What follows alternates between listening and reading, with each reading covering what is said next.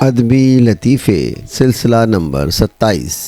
لطیفے گفتگو کا حسن ہوتے ہیں۔ نیاز فتح پوری کے پیچھے ان کے مولوی استاد ڈنڈا لے کر کیوں بھاگے؟ ہمارے مذہب کا حال بھی اچھا نہیں، یہ آج کا نہیں، بڑا پرانا سلسلہ ہے۔ کم ہی ذی عقل و باشعور نابغہ ہوتے ہیں جو بر وقت اختلاف کر کے جاہلانہ اعتقادات، اوہام و خرافات کو ہضم کرنے کے بجائے اپنے اساتذہ کے ڈنڈے کھانا بھی برداشت کر لیتے ہیں۔ نیاز فتح پوری بچپن میں مولانا محمد حسین خان کوٹی کی مجلس درس حدیث میں شریک تھے۔ مولانا نے حدیث کے تعلق سے فرمایا کہ کسی شخص نے رسول اللہ صلی اللہ علیہ وسلم سے پوچھا، دنیا میں گرمی سردی کیوں ہوتی ہے؟ بقول الفاظ حدیث کے آپ صلی اللہ علیہ وسلم نے فرمایا، آسمان میں ایک اژدہا ہے جو اپنی سانس دنیا کی طرف چھوڑتا ہے تو گرمی ہو جاتی ہے، اور جب اپنی سانس کھینچتا ہے تو سردی ہو جاتی ہے۔ اس پر نیاز فتح پوری سے رہا نہ گیا، وہ اس موقع پر بول اٹھتے ہیں، رسول اللہ کبھی ایسی خلاف عقل لغو بات نہیں کہہ سکتے۔ اس اعتراض پر مولانا کوٹی کو کچھ سمجھ نہ آیا اور وہ اپنا ڈنڈا اٹھاتے ہیں اور نیاز فتح پوری بھاگ کھڑے ہوتے ہیں۔